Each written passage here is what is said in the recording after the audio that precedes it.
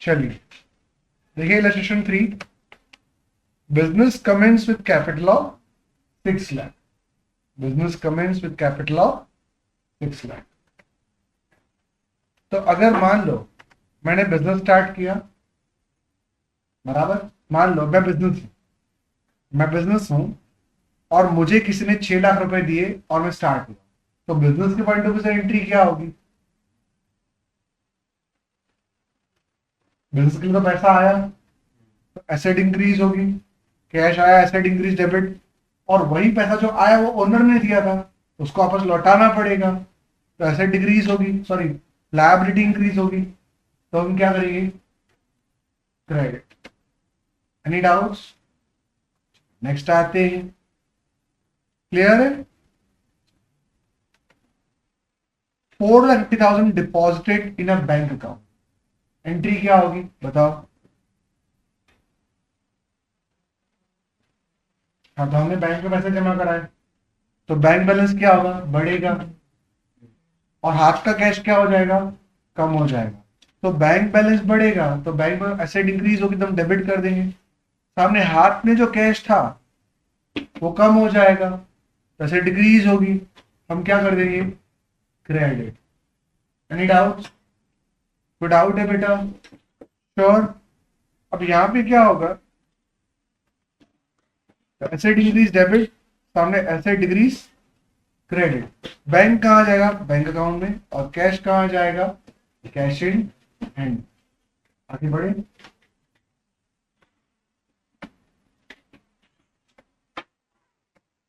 चलो, 2,30,000 plant and machinery purchase by paying 30,000 cash immediately. ओहो, मतलब मुझे एक बात बताओ, प्लांट एंड मशीनरी मैंने खरीदी है, बराबर, तो asset, plant and machinery I, asset increase होगी, हम डेबिट कर देंगे। अब क्वेश्चन क्या पड़ा है, देखो यहाँ देखो, एसेट इंक्रीज हमने डेबिट कर दिया, सामने कितने रुपए कैश में चुका है? 30,000, तो एसेट डिक्रीज होगी, कैश गई, एसेट डिक्रीज क्रेडिटेड, बराबर ना? तो बाकी के 2 लाख तो चुकाने बाकी है ना। 230 की मशीन आई, 30 तो कैश में चुका दिए, तो बाकी के 2 लाख क्या हो गए? चुकाने बाकी है। तो क्या होगा बेटा? लायबिलिटी इंक्रीज, हम क्या करेंगे? क्रेडिट। Any doubts? कोई डाउट है? श्योर? कोई डाउट नहीं है ना? आगे बढ़ते हैं। तो मशीन आई, एसेट डिक्रीज डेबिट, सामने कैश गई, एसेट डिक्रीज क्रेडिट, सामने 2 लाख रुपए देने के बाकी हैं, तो लायबिलिटी इंक्रीज क्रेडिट, बस पैसा देना बाकी है।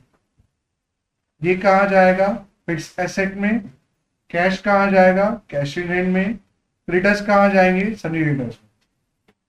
Any doubts? नेक्स्ट आ जाए। परचेज गुड्स और 40,000 for cash and 40,000 on account, मतलब गुड्स हमने 85,000 के खरीदे हैं,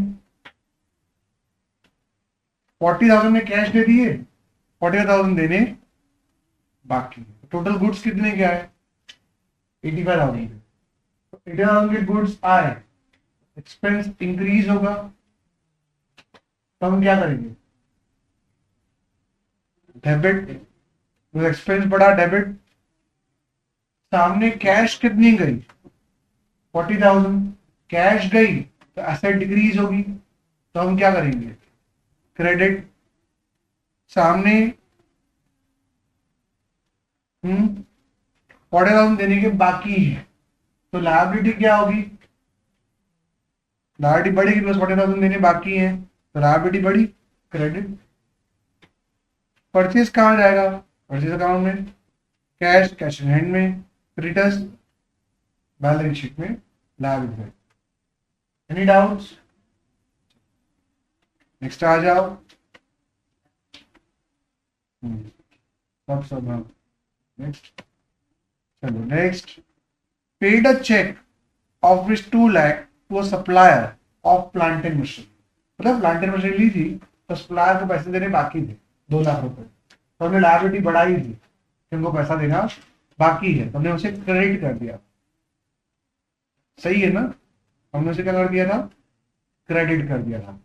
देखो सप्लायर को हमने पिछली बार एंट्री में क्या किया था, हमने प्लांट मशीनरी ली थी, 30,000 दे दिए थे, 2 लाख रुपए देने के बाकी थे, तो लायबिलिटी बड़ी थी, तो हमने क्या कर दिया था, क्रेडिट।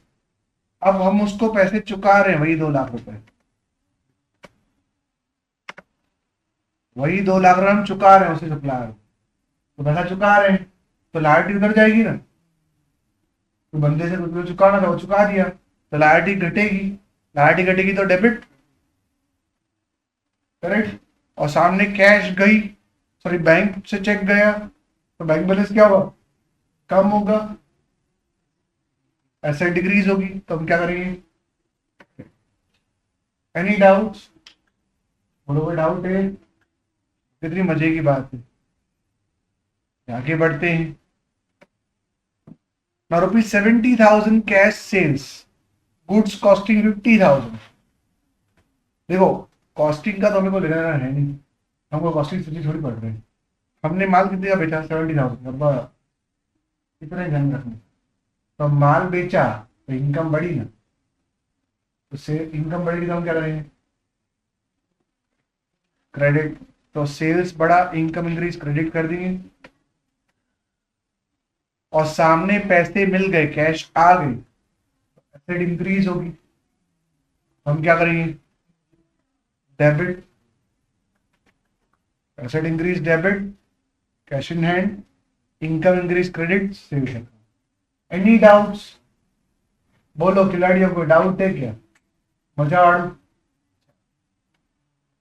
हो गया क्लियर, एनी डाउट्स।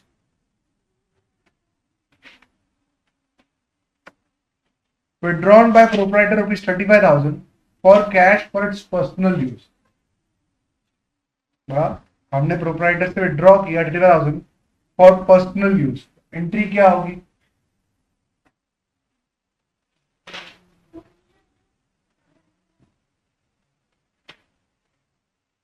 बोलो। withdrawn by proprietor rupees 35,000 for its personal use। देखो कंपनी के ओनर ने, बिजनेस के ओनर ने घर खर्च के लिए पैसे निकाले 35,000 रुपए, बराबर। अब मैं बिजनेस हूँ, बिजनेस के पॉइंट ऑफ क्या होगा, मैंने तो पैसे दिए ओनर को घर खर्च के लिए, तो मेरे तो पैसे गए, पैसे डिक्रीज होगी तो कैश गई, क्रेडिट कर दूंगा। और सामने वही पैसे मालिक से लेने हैं,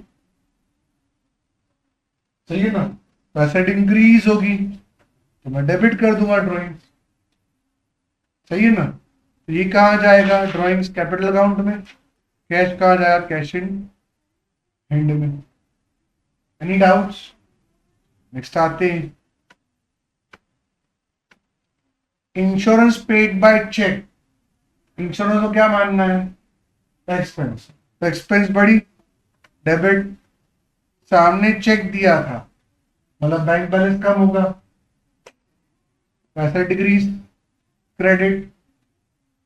इंश्योरेंस कहाँ जाएगा, इंडायरेक्ट एक्सपेंस में, P&L में। और बैंक कहाँ जाएगा, बैंक अकाउंट में।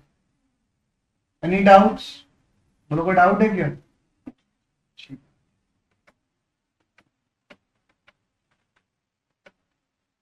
सैलरी ऑफ 5,500 आउटस्टैंडिंग, ओ ये मजे की बात। देखो एक्सपेंस, सैलरी जो है 5,500 चुकानी बाकी है, करेक्ट। तो अभी सैलरी तो देनी है ना, समझो बॉल मेरे यहाँ काम कर रहा है और मेरे को बॉल 4,500 सैलरी देनी है, बराबर। अगर दे दी होती तो सर एक्सपेंस बढ़ता, आप डेबिट कर देते, और सामने कैश दिया तो कैश आप क्रेडिट कर देते, सही है ना। पर सिर्फ कहानी में एक ट्विस्ट है, एक्सपेंस तो बढ़ा है, ड्यू तो हो गई है, उसने काम तो कर लिया, तो ड्यू तो हो गई है कि मुझे देना ही है, तो एक्सपेंस बढ़ा, मैं डेबिट तो कर दूंगा, सामने टू कैश नहीं कर सकता बिकॉज चुकाया नहीं है, तो उस बैंक भी नहीं कर सकता बिकॉज चेक भी नहीं दिया है, अब चुकाना बाकी है, तो डू पॉल करेंगे। तो चेक कैश दिया तूने, नहीं, तो तू कैश तो देख नहीं सकता, तूने चेक दिया उसको नहीं, तो तू बैंक भी नहीं ले सकता। अब चुकाना बाकी है तो लायबिलिटी बढ़ेगी ना। तो लायबिलिटी बढ़ेगी तो इस पे खड़ा कर देंगे ना पॉल को कि टू पॉल पैसा देना बाकी है, राइट क्रेडिट। अब यहाँ एक चेंज है, पॉल कंपनी के अंदर का बंदा है, इसलिए पॉल का नाम यहाँ पे नहीं है। अगर कंपनी के बाहर का बंदा हो तो हम पॉल लिख देते, तो ये तो कंपनी के अंदर काम कर रहा है, तो यहाँ हम पॉल इंसान का नाम नहीं लिख पाएंगे, तो इसको रिप्रेजेंट करने वाला कोई दूसरा अकाउंट यूज करेंगे। और जिसका नहीं, हम लिखेंगे outstanding sum. It's a representative person account, किसी इंसान को रिप्रेजेंट करता है। चुकाना बाकी है, चुकाना बाकी पगार, मतलब पैसा देना बाकी है तो लायबिलिटी इंक्रीज क्रेडिट, और ये जाएगा प्रोविजन में। मैंने बोला था ना, जब भी कोई खर्चा चुकाना बाकी हो, लाइट बिल चुकाना बाकी हो, फोन बिल चुकाना बाकी हो, रेंट चुकाना बाकी हो, सैलरी चुकानी बाकी हो, स्टेशनरी चुकानी बाकी हो, तो उन सबको हम प्रोविजन में डालेंगे। प्रोविजन कहाँ आता है? बैलेंस शीट में लायबिलिटी साइड पे, करंट लायबिलिटी के अंदर प्रोविजन। याद आ रहा है? Any doubts now? Furniture was 30,000 purchase in cash. Furniture goods है, एसेट है, तो फर्नीचर आया, एसेट इंक्रीज होगी, हम डेबिट कर देंगे। सामने कैश गया, पैसा दिया है हमने, एसेट डिक्रीज होगी, हम क्रेडिट कर देंगे। फर्नीचर कहाँ जाएगा? फिक्स एसेट में। कैश कहाँ जाएगा? Cash in hand. Any doubts? चलो, अब इसी सम का है ना इक्वेशन भी है, करें क्या? नहीं सर अभी नहीं, ये सम करेंगे, ये 12 मिनट में ही बन गया जब